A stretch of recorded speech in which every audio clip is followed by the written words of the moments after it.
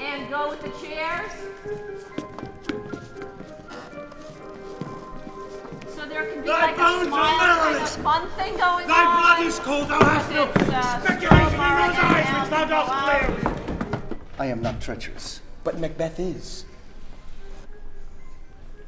Full of scorpions is my mind, dear wife. And everybody comes out for the party. And lights. And you're dancing.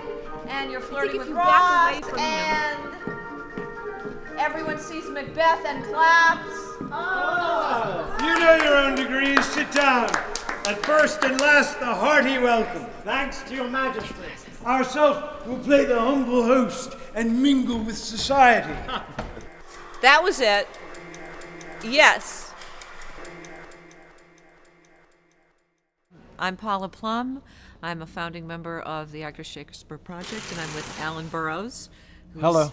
the artistic director of the Actors Shakespeare Project and playing the title role in Macbeth. The production we hope you'll come see starting on October 3rd, running through November 4th. Thank you. So you've played Macduff and worked on Macbeth. Played Macduff, worked on Macbeth, directed the production of this down in New Haven this summer. Just now he directed the production of just this summer. with Jim, who plays Macduff. Right.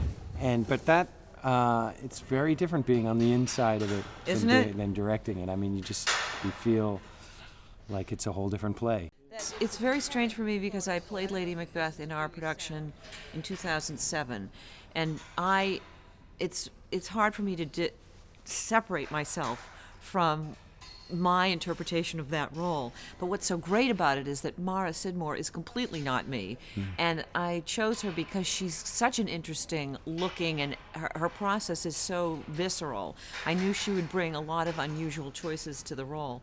But what happens to me is I'm both in and out of the production because I've done it, and so as I direct, I feel like I'm moving through the play with the actors. I think that might be a problem for a lot of actors who direct. I don't know if that ever happens to you.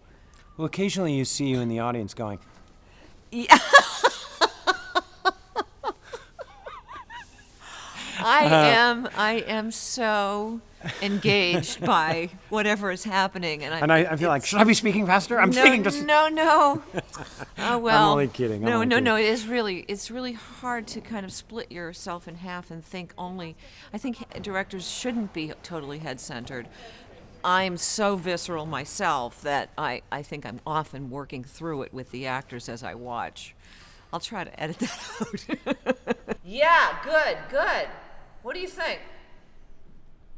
I find that the difference for me in directing it and being inside of it is that when I get to a point in a play where I'm like, because you're directing, you're letting people do their personal approach when you're directing, right? It's them saying the words.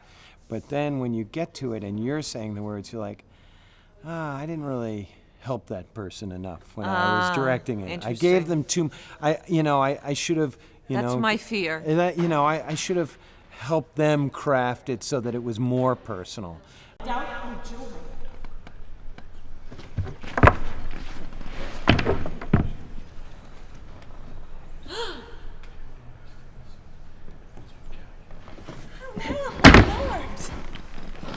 Why do you keep alone?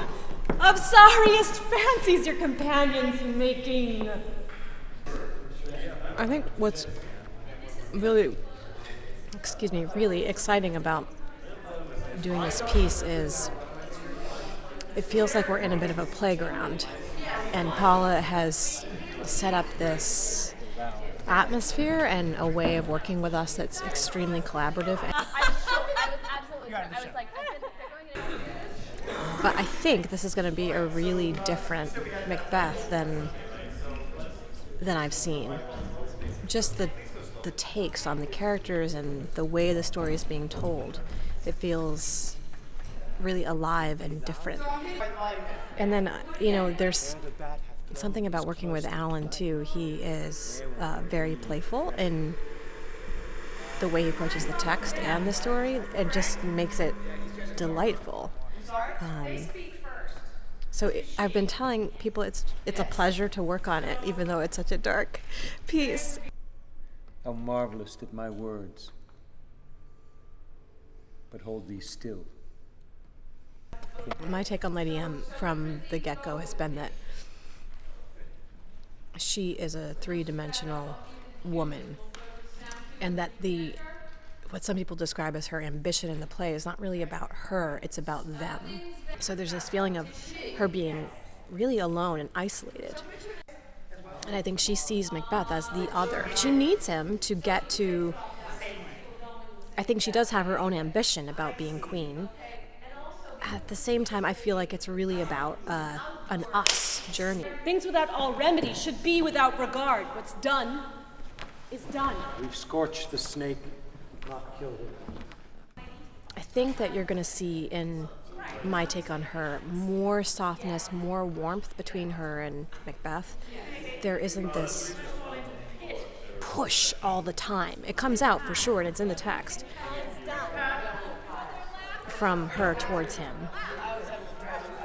But there's more too. There's, I think, a lot of love, or attempt at love anyway. They're both trying to find each other and figure out who the other is.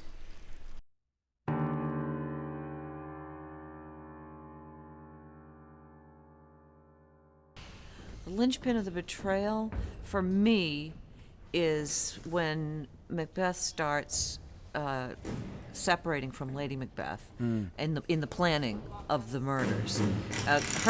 She buys into one murder. Macbeth starts realizing that you can't murder one person, you have to keep murdering many people. And so that becomes a serial killing, which she had no buy-in to. He made a series of very brutal decisions. Bring thou this fiend of Scotland and myself within my sword's length set him. Lay on, Macduff, and damn be he that first cries hold enough.